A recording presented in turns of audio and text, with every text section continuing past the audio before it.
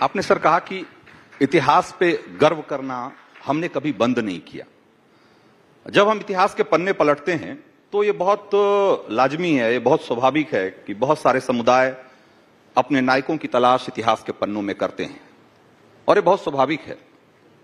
लेकिन जब कोई समुदाय या कुछ लोग इतिहास के पन्नों में जाकर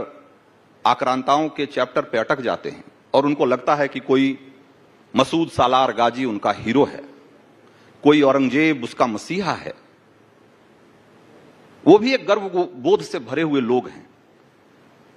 और वो उनको आज भी आइडियलाइज कर रहे हैं। ये कह रहे हैं कि इस देश में जो कुछ अच्छा है उन्होंने ही किया। इसको कैसे मैं मानता हूं कि इससे ज्यादा दुर्भाग्यपूर्ण नहीं हो सकता जिस दिन इस देश में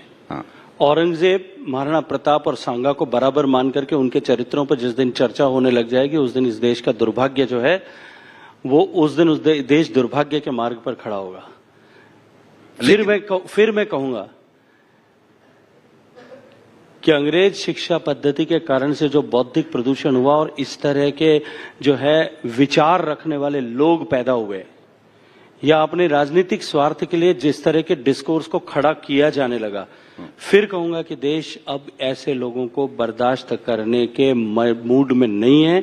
और उन लोगों का समय रहते हुए ऐसा हिसाब होगा कि वो शायद आगे आने वाले समय में इसकी कल्पना भी नहीं कर पाएंगे। तो वो हिसाब क्या होगा?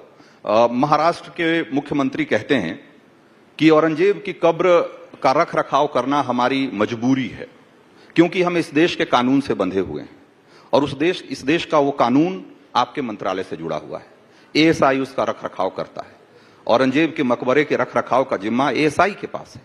और अगर इस देश के आप ही के पार्टी के एक मुख्यमंत्री कहते हैं कि इस मकबरे का रख रखाव करना हमारी मजबूरी है, क्या उस मजबूरी को खत्म करने का समय आ गया है? देखिए, मैं जिस संवैधानिक जिस पद पर शपथ लेकर के आज बैठा हूं, मैं ये विषय इस तरह से नहीं कह सकता। इस तरह की उनकी टिप्पणी को न मैं एंडोर्स करना चाहता हूं, न मैं इस पर बयान करना चाहता हूं। लेकिन ये जरूर कहूंगा कि व्यक्तिगत रूप से उनके जो विचार हैं, मैं हर व्यक्ति ऐसे जो अपने व्यक्तिगत विचार रखता है वो उसका सम्मान करते हुए उनसे कहूंगा कि उनका विचार हो सकता है कि आने वाले समय में कभी उस विचार के अनुरूप किस तरह की व्यवस्था बनेगी, लेकिन आज जो भारत की संवैधानिक व्यवस्था के अनुरूप जिस तरह का कानून बना हुआ है, मैं उस कानून की रक्षा करने का दायित्व जो मुझे मिला है, जिम्मेदारी है, उसका निर्वहन कर रहा हूं।